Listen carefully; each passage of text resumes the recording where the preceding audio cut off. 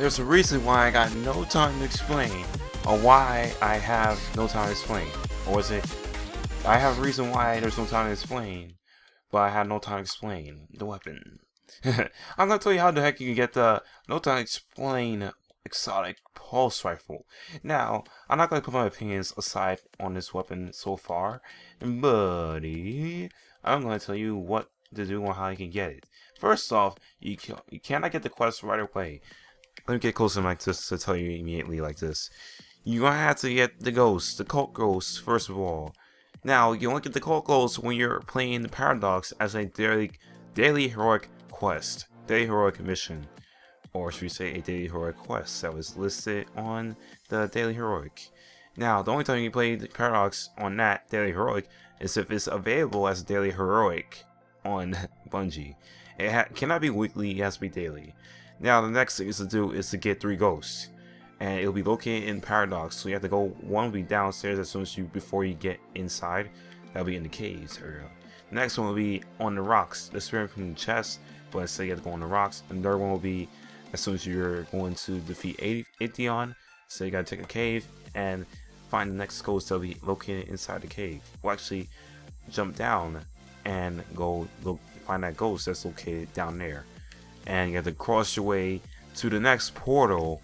I mean, yes, it'll be tricky, but you don't want to die the first try. Cross your way to the portal to get your cult ghost. We have to defeat a powerful Minotaur, and it works better if you're using rocket launchers and also weapons light, and also the shadow shot where you're able to have tethering ability. But my friend, you're gonna need this so that way you can take it out on the Minotaur. It's not that hard. It's not that painful, like how you get the black spindle, but you, my friend, are gonna need to be good at this thing because it won't be that difficult to defeat. But then again, be careful because you don't want to die near, because you need someone above at least. So, out that out of the way for the first part. Now here comes the big one. First of all, and obviously I can tell you what you do in the Ghost. What you can do for this quest, you have to get at least 1,000 reputation from Future War Cult. Well, first of all, it's like this. You have to join or pledge allegiance to Future War Cult in order for you to go on to your next one. Your next one will be getting 1,000 reputation, or should we say up to 100% reputation from Future War Cult. My suggestion to you is use Mosalite, weapon parts, armor materials, heavy ammo synthesis or special ammo synthesis, whatever you can. Make sure it's up to 1,000, and just be able to get to your next one as well too. Keep you guys in mind, I did this before, and this might be tricky for you guys if you're new to this. So if you came to this video, be aware that Paradox is only available once a time. So if you play on daily, do it right now, and I'm gonna see if I can put images on your screen on where the ghosts are. The next one is to defeat a powerful Minotaur. A powerful Minotaur. That means it has to be either major or ultra. It doesn't matter. But as soon as you get the Minotaur, you should be able to get a drop from the Minotaur once you're able to defeat the Minotaur itself. You'll be able to get a simulation core. Then you got to dismantle your simulation core from the mission list or inventory to go on to your next one. Return that Shimi 2 again to your next task, and you have to defeat Atheon on the Fall Glass raid. Once you defeat Atheon, and by the way, you want to defeat Atheon because there's no other way to doing this. Once you defeat Atheon on Fall Glass at the last one, you're gonna have to Eye of Atheon. What you can do from there is to dismantle your Eye of Atheon and then go to your next part of the quest, which will be taking you back to Lashimi and to the next one where you're going back on Earth to the Twilight Gap. And keep you guys in mind, there is no monsters or enemies.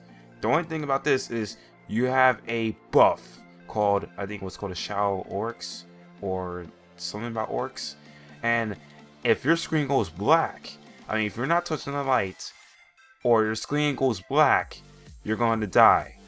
That means this is going to be difficult. So you're going to have to follow the lights towards your next chest. I mean, my chest was around, I think, B-Dom or B Control Plant.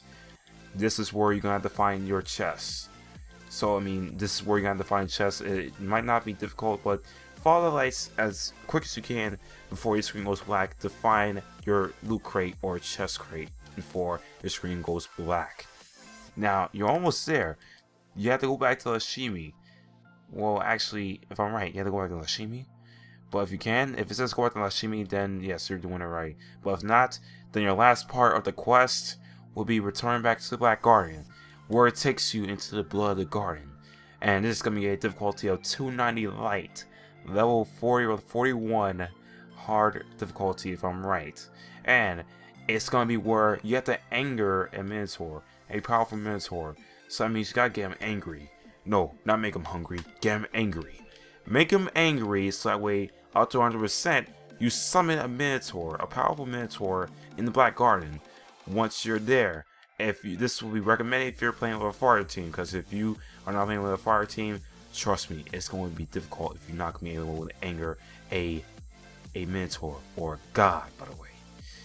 Once you defeat this powerful Minotaur, or should say anger the Minotaur, and then defeat the powerful Minotaur on the other side, then, my friend, go back to Lashimi, and you should be able to get your exotic pulse rifle called the No Time to Explain right here. And this will prove to be one of the good weapons or pulse rifles to use in Destiny, including PvP. In PvP, but in PvE, I can say it still works, but my friend, you might want to try PvP because it was proved to be one of the good weapons, on top, not on the top first, but it's still good. Now, another thing to keep you guys in mind in some details on what you can do in this quest, my friend. Once you go to Atheon, first of all, if you need to go into Mars or Venus or Mars is where you gotta find a powerful Minotaur. I forgot to tell you this earlier, but I just need to leave you a side note just in case. On Venus or Mars, you need to find a powerful Minotaur. So that means it could be major or ultra. In Venus or Mars, that could be in the Citadel or not in the Emerald Caves, but I think it was in the Cliffs, Ishtar Cliffs, if I'm right, or Peak, or in Mars, where if I'm right, it was in a different area. I forgot where, but most likely do it on Venus if you can to do it at the Citadel, because that's how I would do it, or recommend it to.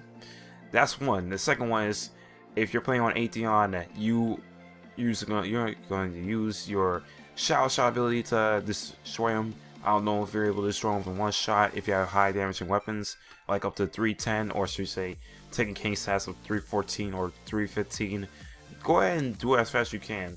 I can't say or guarantee it'll be in one shot, but be careful with that because you might want to take care of that as soon as possible.